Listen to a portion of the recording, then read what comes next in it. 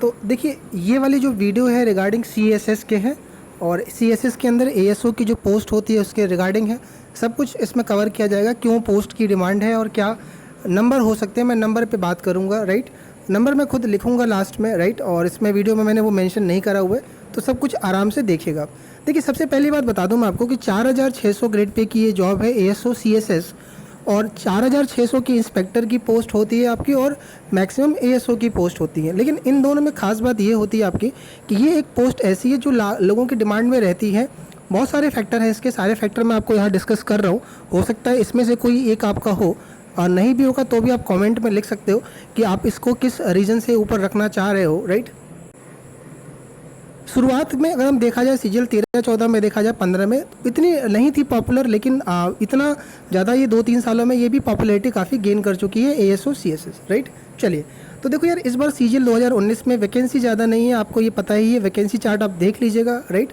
और अगर हम बात करें कंपैरिजन तो 2018 के, तो 18 वाले में सीटें काफ़ी रही थी, और इस वजह से हम जो उम्मीद लगा रहे हैं कि 18 में काफ़ी लोगों को ये मनपसंद की पोस्ट मिल चुकी है और एक्साइज मिल चुकी है। तो जो वही लोग हैं जो ये स्किप करेंगे DV का 2019 वाला। अब यहाँ पर बहस का नहीं है कि यार नहीं छोड़ रहा है मेरे जानने वाला, वो अलग बात है, तो ये बात अलग है। लेकिन ये लोगों की डिमांड पोस्ट में रही थी 2018 में। तो देखो यार, अगली जो मैं बात बता रहा हूँ वो ये है कि 4600 में एक ऐसी पोस्ट है जो अगर आप ये लेते हो तो प्योर और प्योर केवल और केवल दिल्ली में ही पोस्टिंग होती है इसकी, राइट। और अगर आप अदर पोस्टें लेते हो, जैसे आप इनकम टैक्स इंस्पेक्टर लेते हो, एक्साइज लेते हो, कुछ भी लेते हो आप हो, यहाँ तक कि ASO अदर मिनिस्ट्री के अंदर, जैसे आप मिनिस्ट्री ऑफ माइंस में लेते हो या मिनिस्ट्री ऑफ कोई और लेते हो अदर XYZ, तो उनमें आपको क्या होता है कि यार दिल्ली में हो भी सकती है, दिल्ली में नहीं भी हो सकती है। अगर मैं मिनिस्ट्री की बात करूँ, ASO माइंस में दिल्ली में आ सकती है, नहीं भी आ सकती है, उसके लिए आपको स्टेट वाइज RTI लगाना होता है। एक ही दो मिनिस्ट्री होती है जिनमें प्योर दिल्ली पोस्टिंग होती है, जैसे कि आपका CVC हो गया, आपका मिनिस्ट्री ऑफ AFHU हो गया, आपका आर्म्ड फोर्स वाला। बाकियों का जो ASO है वो ऑल इंडिया लेवल पे होता है। बाकी इसी तरह से अगर हम इनकम टैक्स इंस्पेक्टर की बात करें तो उसमें अगर आपकी रैंक 100 के अंदर भी है, ऑल इंडिया रैंक, तो आपको श्योरिटी नहीं रहती कि दिल्ली मिलेगी कि नहीं मिलेगी, क्योंकि आपके ऊपर वालों ने क्या भरा है ये पता नहीं रहता रैंक के बेसिस पे। लेकिन ये एक ऐसी पोस्ट है जिसमें आपको प्योर चांस रहते हैं, क्योंकि इसकी पूरी पोस्टिंग दिल्ली में ही होती है और पूरी सर्विस आपको दिल्ली में ही काटनी है, राइट। तो सबसे पहली खास बात इस पोस्ट की यही है, राइट। और जिनमें रैंडम रहता है तो उसमें चांसेस निकल सकते हैं, नहीं भी निकल सकते, वो भी रहता है उसका, है ना। अगली जो बात करने से पहले देखो यार, चैनल को सब्सक्राइब को लेकर मैं बोल रहा हूँ यार, प्लीज़। बहुत सारे लोग हैं, ये पता रहता है यूट्यूब पर कि कंटेंट आप लोग बिना सब्सक्राइब कर देख रहे हो, लेकिन यार थोड़ा सा चैनल को लेकर कि ये हो रहा है, आपसे रिक्वेस्ट है, कंटेंट पसंद आ रहा है बच्चे प्लीज़, तो हमें पता चलता है सब्सक्राइबर के थ्रू यार, तो प्लीज़ आप इसको जरूर करके रखिए।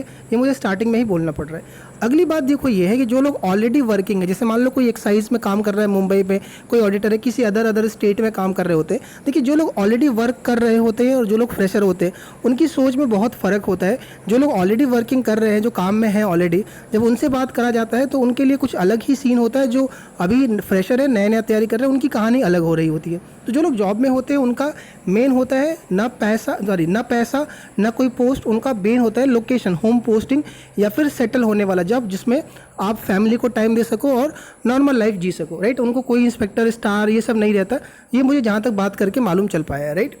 और ये एक ऐसी पोस्ट है जो उनको सही दिखती है सेटल होने के लिए। उसी तरह से बहुत सारे लोग हैं जो शादीशुदा है, मैरिड हैं आपके, राइट, और वो किसी दूसरे स्टेट में है, चाहे प्राइवेट में कर रहे हैं चाहे गवर्नमेंट में कर रहे हैं, तो उनको भी सेटल होना चाहिए होता है कि वो चाहते हैं कि एक नॉर्मल लाइफ जिए, एक नॉर्मल रूटीन लाइफ जिए आपका। तो अब यहाँ पर बहस का मुद्दा हो सकता है कि आप ये सब चीज़ें, वो बातें अलग है, लेकिन ये भी लोगों के दिमाग में रहता है, क्योंकि मैंने काफ़ी सीजीएल 18 में ऐसे केसेस लोगों के देखे थे कि जब पेड चल रहा था आपका पोस्ट प्रेफरेंस वाला, तो लोग ऐसे बता रहे थे कि मेरी वाइफ का है तो मैं चाह रहा था कि ट्रांसफ़र करा लूँ उनका यहाँ पर, और हम भी रहे तो यहाँ पर हम सेटल होना चाह रहे थे लाइफ टाइम के लिए।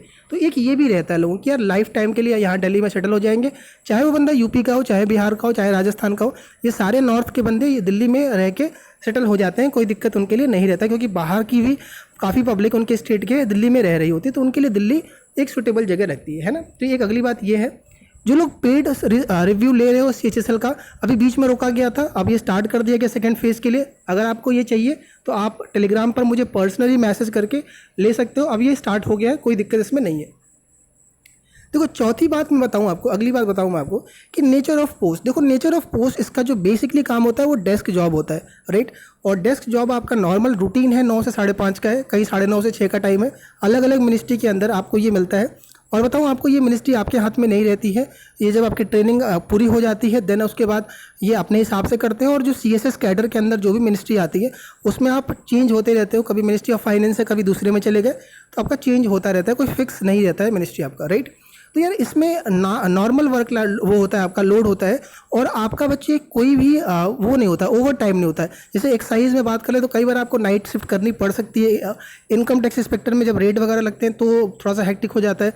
तो जिनमें इंस्पेक्टर वगैरह की बात करें हम लोग, तो कई बार ओवर टाइम वगैरह हो जाता है ऐसा। लेकिन इसमें देखा जाए तो 90% केस से ऊपर आप देख सकते, कुछ मिनिस्ट्री ऐसी होती है बच्चे जहाँ पर सैटरडे संडे को भी बुला लेते हैं, कई बार ऐसा होता है।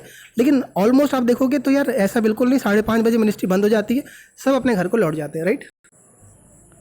और देखो इसमें कोई साइनिंग अथॉरिटी भी नहीं रहती। साइनिंग अथॉरिटी नहीं रहती तो आपका कोई वर्कलोड भी नहीं रहता है आपका, राइट। और कोई टेंशन भी नहीं रहता आपका कि यार इसमें यहाँ साइन करना है तो कल को कोई इशू हो जाए आपका। जैसे एग्जामिनर वगैरह में देखा जाए तो बाकी इनमें तो यार पावर है, वहाँ जब पावर रहती, जहाँ पर पावर रहती है बच्चे, तो वहाँ पर थोड़ा सा रिस्पॉन्सिबिलिटी बन जाती है आपकी, तो वहाँ पर आपको थोड़ा ध्यान से काम करना होता है। इसमें ऐसा कुछ नहीं है, नोटिंग ड्राफ्टिंग का काम है आपका, तो कोई वर्कलोड ऐसा कुछ है नहीं, राइट। और नॉर्मल 5 दिन का ही काम है, 2 दिन ऑफ रहता है। बाकी कुछ में होता है कि जब वर्कलोड ज़्यादा बढ़ता है तो सैटरडे संडे को भी बुला लेते हैं, है ना। अगली जो बात है यार बच्चे, ये बड़ा ही आपके लिए खास बात है, वो है सिविल सर्विस की प्रिपरेशन। जो भी लोग यूपी SSC देते हैं उनके दिमाग में बिल्कुल रहता है कि यार ये SSC की जो बैकअप है उसके बाद हम UPSC करेंगे, और यही सोच के बहुत सारे लोग अपना SSC का एग्ज़ाम दे रहे होते हैं। यहाँ तक कि CHSL में भी कई लोग मुझे मिले हैं 2018 की DV में जो ऑलरेडी मेंस तक निकाल रखे हैं 2 बार, राइट। तो यार बच्चे इनमें ये पोस्ट काफ़ी अच्छी पोस्ट होती है। रीज़न है इसका, वर्कलोड कम है, कोई बहुत ज़्यादा काम नहीं होता। कुछ मिनिस्ट्री तो ऐसी है जिसमें आपका पूरा का पूरा दिन भी खाली निकल सकता है, वो आपके डिपेंड करता है कि कौन सी मिनिस्ट्री आपको मिलेगी, राइट। और दूसरी बात ये कि यहाँ पर आप प्रिपरेशन कर सकते हो जॉब के साथ भी। कई लोग ऐसा करते हैं, कई लोग बताते भी हैं कि मिनिस्ट्री में टाइम मिल जाता है काम पढ़ने के लिए भी, कोई मना भी नहीं करता, राइट।